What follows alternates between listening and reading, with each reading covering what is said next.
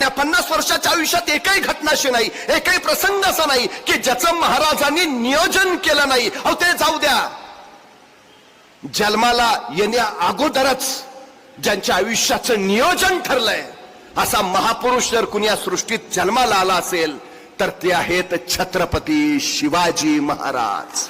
जन्माला यायच्या आधीच ठरलंय का जन्माला यायचंय, जन्माला यायच्या आधीच ठरलंय जन्माला येऊन काय करायचं. 50 वर्ष एकही घटना नाही ज्याचं महाराजांनी नियोजन केलं नाही. महाराजांच्या आयुष्यात एक आणि एकमेव घटना ज्याचं महाराजांनी नियोजन केलं नव्हतं ती म्हणजे महाराजांचा मृत्यू.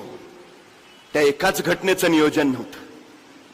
40,000 फौजनीशी अफजल खान आला आणि अफजल खानाचा कोथळा महाराजांनी फक्त 2 मिनिटात बाहेर काढला. महाराजांच्या या 2 मिनिटाच्या यशस्वीतेसाठी महाराजांनी तब्बल 1 वर्ष नियोजन केलं होतं, हे लक्षात असू द्या.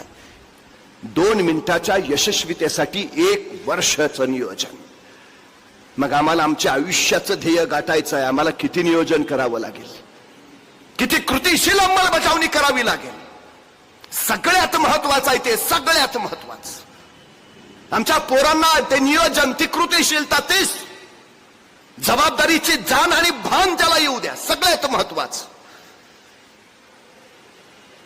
शाळांमध्ये जीवशास्त्र शिकवलं जातं पण जीवनशास्त्र नाही. शाळांमध्ये चित्रकला शिकवली जाते पण चरित्रकला नाही. या जीवशास्त्राबरोबर जीवनशास्त्राची, चित्रकलेबरोबर चरित्रकलेची गरज आहे. ध्येय इतकं इतकं ठाम हवं, इतकं पक्क हवं की काही होऊ दे, ते गाठल्याशिवाय माघारी फिरायचं नाही, ही उर्मी त्याच्यात यायला हवी. आमचे तानाचे कोंडाणा घ्यायला गेले, झुंज अफाट झाले. उदय भानशी झुंजा झुंजतात